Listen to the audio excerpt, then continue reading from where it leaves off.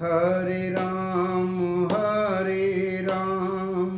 राम राम हरे हरे, हरे कृष्ण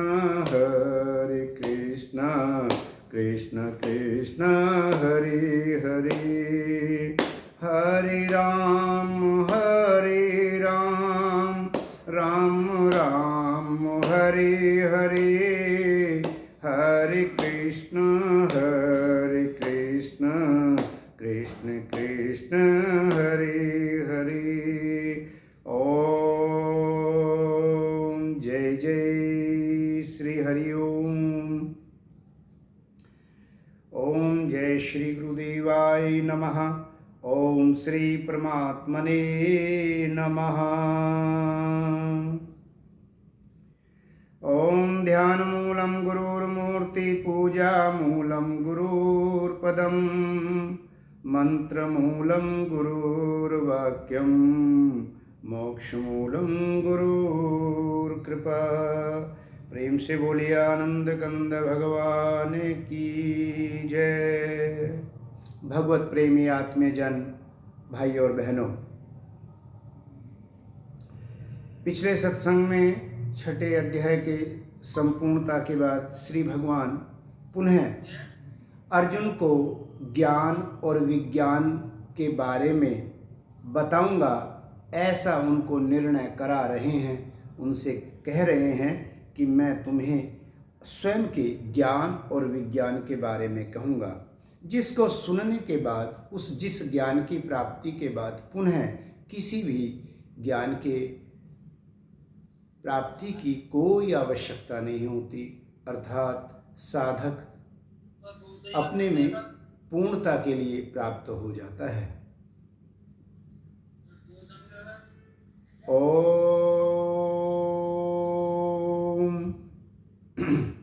श्री भगवान उवाच मयि असक्ता मना पार्थ, योगं युञ्जन्मदाश्रय, असंशयं समग्रं मां, यथा ज्ञास्येत् तत्शृणु। श्री भगवान बोले, हे पार्थ, जिसका अंतर्मन मुझसे सदैव निरंतर लगा हुआ है और जो अनन्य प्रेम से आसक्त चित्त से मेरा ही आश्रय लेके, अर्थात मेरे प्राण होकर अगर तू इस प्रकार लगा हुआ और मेरी संपूर्ण विभूति अर्थात ऐश्वर्य बल इत्यादि को सबके मुझ आत्मा रूप को संशय रहित यदि जान लेगा तो तुम उसको, उस ज्ञान को सुन, तत्शृणु, उस ज्ञान को सुन। भगवान कह रहे हैं अर्जुन को कि मैं समस्त प्राणी मात्र का आत्मा स्वरूप से प्रत्येक प्राणी के साथ हूं। तो जब तुम मुझे इस प्रकार से तत्व से जान लेगा, इस ज्ञान को तू ध्यान से सुन। क्या? कि जिसका चित्त अनन्य भाव से मेरा ही आश्रय लेकर मेरी ही संपूर्ण विभूतियों को और मुझको बिना किसी संशय के पूर्ण दृढ़ता के साथ सबका आत्मा के रूप में जब मुझे जानेगा, उसको कैसे ईश्वर प्राप्ति होती है, उस ज्ञान को तू सुन। अर्थात अर्जुन को सावधान करते हुए स्वयं के ज्ञान और विज्ञान के विषय में बताने की बात कहते हैं और साथ ही साथ उस साधक की अंतःकरण की जो अवस्था है, जो उसकी परमात्मा के प्रति, उसका भी भगवान साथ ही साथ बता रहे हैं कैसे साधक के विषय में, और उसको उस अवस्था में जो ज्ञान प्राप्त होता है तो उसमें भगवान ने बताया कि जिसका निरंतर चित्त लगा हुआ हो, जो मेरे ही आश्रय हो और कुछ है ही नहीं दुनिया में, केवल और केवल एक सच्चिदानंद घन परमात्मा है जो इस प्रकार से अनन्य प्रेम करने वाला है और जो इस प्रकार से निरंतर योग में लगा हुआ है, किसी भी प्रकार की जिसे संशय नहीं, उसे जो ज्ञान होता है उस ज्ञान को तो सुन। ज्ञानम ते अहम स विज्ञानम इदम वक्षाशम्यासेस्तः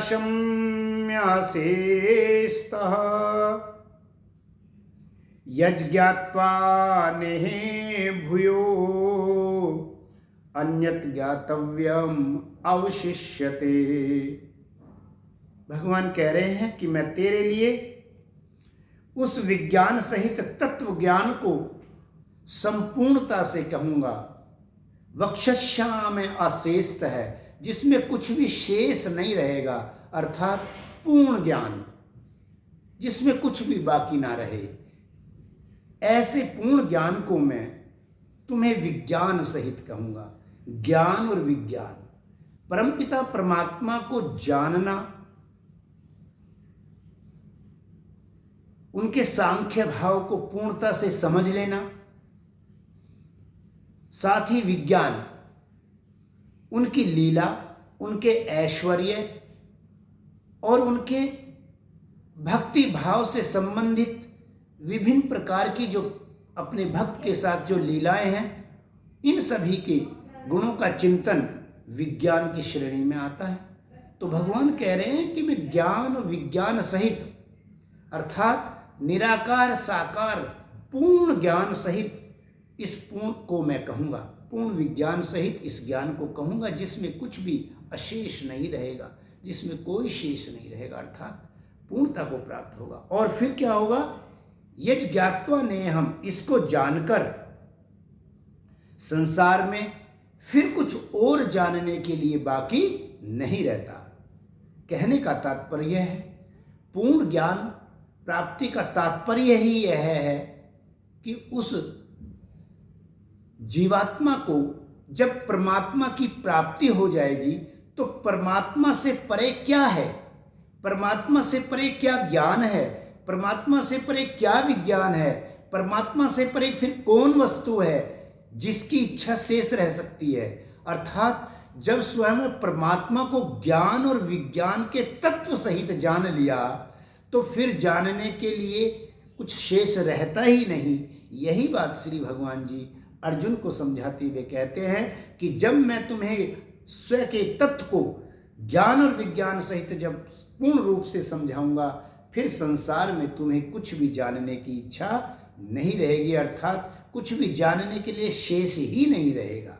आगे भगवान कहते हैं कि समग्र रूप से ज्ञान और विज्ञान के कहने की बात, भगवान कहने के बाद अब समझा रहे हैं कि उस स्वरूप को तत्व से जानना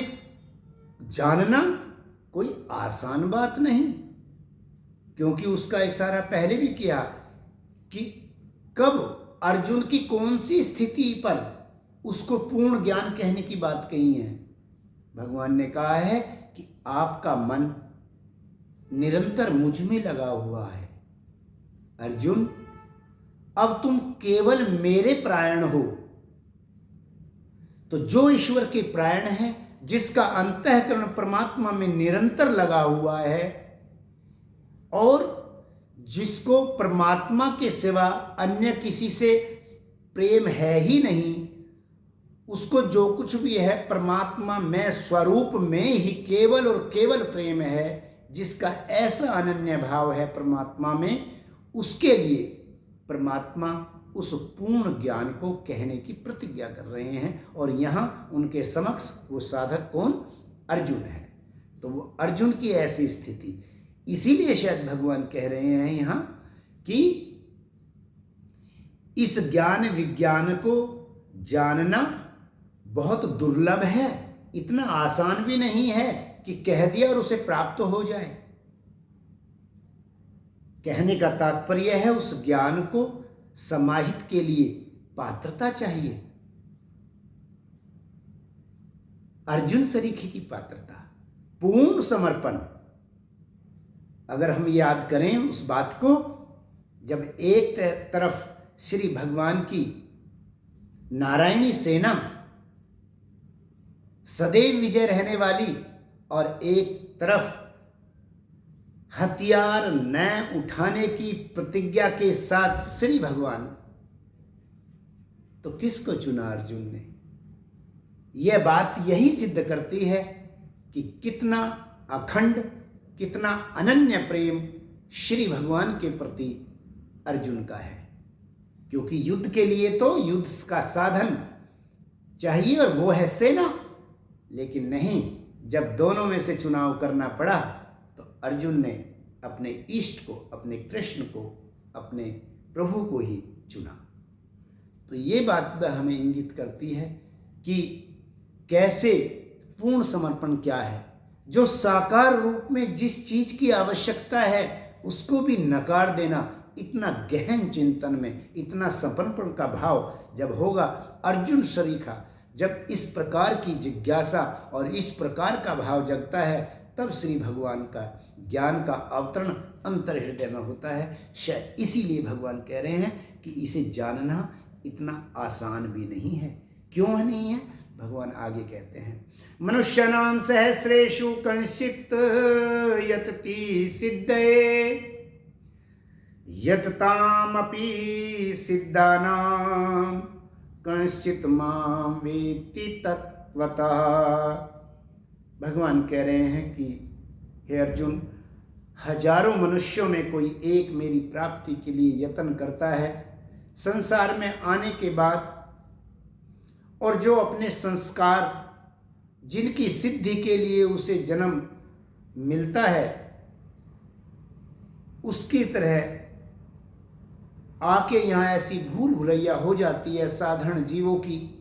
क्योंकि सभी जीव तो योगियों के घर में जन्म नहीं लेते ना। योगियों के घर में तो भगवान ने पिछले 6 अध्याय में बताया, वही जन्म लेते हैं योगी के कुल में, जिनका योग पूर्ण सिद्ध तो नहीं हुआ परंतु वो इस मार्ग पर बहुत आगे आ गए हैं। उनकी साधना बहुत उच्च कोटि की हो चुकी है। और एक वो जो इस साधना पे चलते चलते कहीं पूर्ण आसक्ति को त्याग ना कर पाए, आसक्ति का कहीं ना कहीं अंश अंतःकरण में अगर रह गया है, तो वो लोग जो है श्रीमान धनाढ्य लोगों के घर में जन्म लेते हैं, साधन संपन्न लोगों के घर में जन्म लेते हैं। लेकिन सर्वसाधारण जीव तो अपने पूर्व के कर्मों के और संस्कार के फल को भोगने के लिए आता है। तो इसलिए यहाँ आकर वो लोग भी जिसमें कम अंश में भक्ति है तो वो भगवान की भक्ति नहीं कर पाते। तो भगवान वही बात कह रहे हैं कि हजारों मनुष्य में कोई एक मेरी प्राप्ति के लिए यत्न करता है, और उन यत्न करने वाले योगियों में भी कोई एक मेरे परायण होकर मुझको तत्व से अर्थात यथार्थ रूप से जान पाता है। तत्व से जानने का मतलब है पूरी जानकारी, पूर्ण ज्ञान हासिल होना।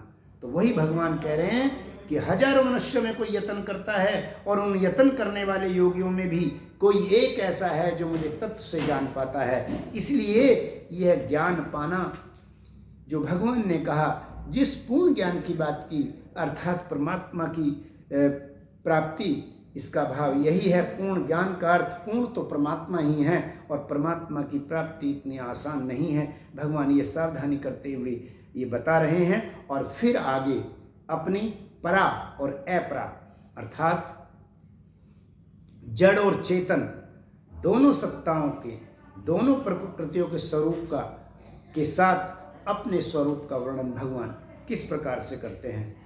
भूमिरापो अनलो वायुखम मनो बुद्धिरेव च अहंकार इतियम में भिन्ना प्रकृतिर अष्टधा अपरेयम इति स्त्वन्यां प्रकृतिं विद्धि मे परां जीवभूतां महाभावो ययाइदं धार्यते जगत। भगवान कह रहे हैं कि पृथ्वी, जल, अग्नि, वायु और आकाश, मन, बुद्धि और अहंकार, ये 8 प्रकार से मेरी प्रकृति विभाजित है। इस प्रकार से ये 8 भेदों वाली जो अपरा प्रकृति अर्थात मेरी जड़ प्रकृति है, और हे महाभावो, इससे दूसरी जो परा प्रकृति है अर्थात जीवात्मा अर्थात चेतना, ये दोनों मिलके संपूर्ण जगत को इन्होंने धारण किया है। ये दोनों मिलके संसार को अपने में धारण करती हैं। तो इस प्रकार से मेरी जीव रूपा परा अर्थात चेतना प्रकृति को जान। भगवान कह रहे हैं कि ये संसार में जो कुछ भी जड़ चेतन है, इन दोनों प्रकृतियों सहित जो 8 प्रकार की भेदों की प्रकृति है, आगे चल के भगवान इसमें पंच तन्मात्राओं के विषय और हमारी शरीर की 10 इंद्रियों को भी जोड़ के 23 प्रकार से 23 गुणों के साथ प्रकृति का वर्णन भगवान करते हैं। लेकिन यहाँ क्योंकि ये 10 इंद्रियां और इनके विषय भी इसी में समाहित हो जाते हैं, इसी में से ही प्रकट है, इसलिए भगवान ने मुख्य रूप से पंच महाभूत पृथ्वी, जल, अग्नि, वायु, आकाश की बात की और मन, बुद्धि और अहंकार की। इस प्रकार से 8 प्रकार से भगवान ने कहा कि ये 8 प्रकार की मेरी अपराशक प्रकृति है, जिसे हम जड़ प्रकृति कहते हैं। और भगवान कह रहे हैं कि इन अपरा को तथा जो जीवात्मा रूपी चेतना है, इन दोनों को तुम जान, क्योंकि इनके जाने बिना परमात्म तत्व का ज्ञान नहीं हो पाता। क्योंकि भगवान ये कहना चाहते हैं कि इनमें ये दोनों प्रकृति भगवान से हैं, अर्थात ये भगवान में हैं और भगवान इनमें है। अर्थात जब साधक की अंतः ग्रंथि खुल जाती है, हृदय ग्रंथि टूट जाती है, खुल जाती है, मोह दूर हो जाता है, ज्ञान का प्रगटीकरण हो जाता है, तब वह जड़ और चेतन में कोई भी कहीं भी एक भी अंश को परमात्मा से के बिना नहीं देखता। प्रत्येक को परमात्मा में और प्रत्येक में परमात्मा को ही लगता है। ऐसा भगवान यहाँ कह रहे हैं कि तू इस बात को जान। अब एतद्योनिनि भूतानि सर्वानीति उपधार्य अहम कृत्स्नस्य जगत प्रभव प्रलयस्तथा। भगवान कह रहे हैं कि हे अर्जुन, संपूर्ण भूत में और इन दोनों प्रकृतियों से उत्पन्न होने वाले प्रत्येक प्राणी अर्थात सारा जगत इन दोनों प्रकृतियों से ही उत्पन्न होने वाले हैं, और मैं संपूर्ण जगत का कारण हूं और प्रलय हूं। अर्थात इसको बनाने वाला भी मैं ही हूं और इसका संहार करने वाला भी मैं ही हूं। प्रभाव तथा प्रलय अर्थात संपूर्ण जगत का एक मूल कारण मैं स्वयं हूं। अर्थात ये दोनों प्रकृतियों सहित परमात्मा ही एक ही अनेक रूपों में यहाँ व्याप्त है, लेकिन यह आत्मा ही परमात्मा के गुणों में के रूप में प्रकट हो जाता है। यह भाव साधना के बहुत उच्च कोटि स्तर पर, बहुत उच्च कोटि की जब साधना होती है, तभी जैसे कि पहले भी बात की गई, यह योग प्रकट होता है। और वो कौन सा योग होता है?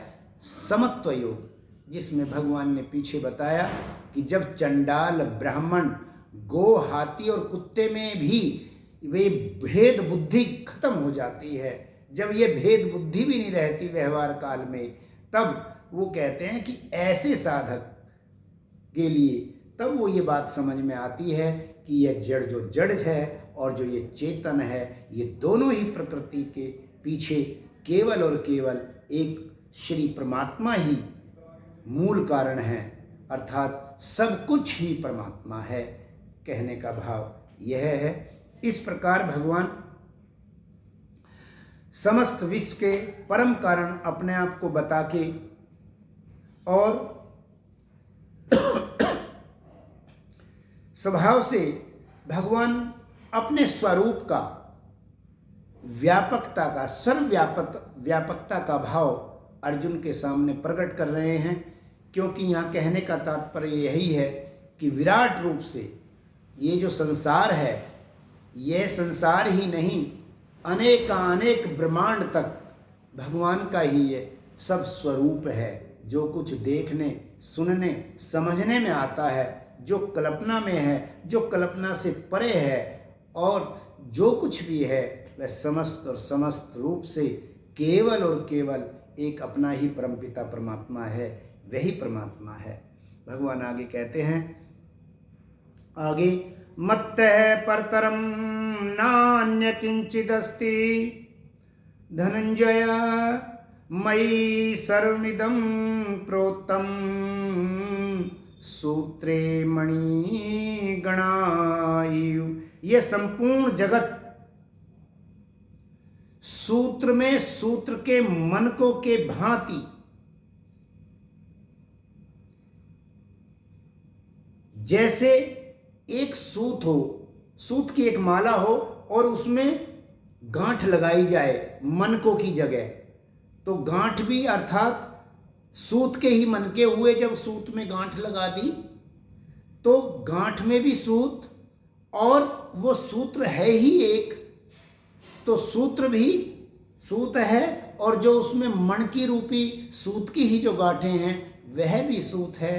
भगवान कह रहे हैं इसी प्रकार से संसार में परमात्मा जैसे एक सूत की माला में सूत के ही मनके जैसे होते हैं, बिल्कुल उसी तरह से यह संपूर्ण जगत श्री भगवान में ही गुथा हुआ है। जैसे वहाँ पर सिवा सूत के और कोई दूसरी चीज है ही नहीं, देखने में वो मनके नजर आते हैं पर वो सूत्र ही है। या यूं कहे कि स्वर्ण के अगर बहुत सारे आभूषण बनाए जाएं तो वे विभिन्न विभिन्न नामों से विभिन्न विभिन्न आकार को लिए हुए और विभिन्न विभिन्न अपने अस्तित्व को लिए हुए होते हैं, उनके भार इत्यादि में अंतर होता है। इस प्रकार से भिन्नता को लिए हुए एक ही सोना जैसे प्रकट होता है, यहाँ पर भगवान ने सूत और सूत के मनके की जो माला है, अर्थात उसमें संपूर्ण केवल और केवल एक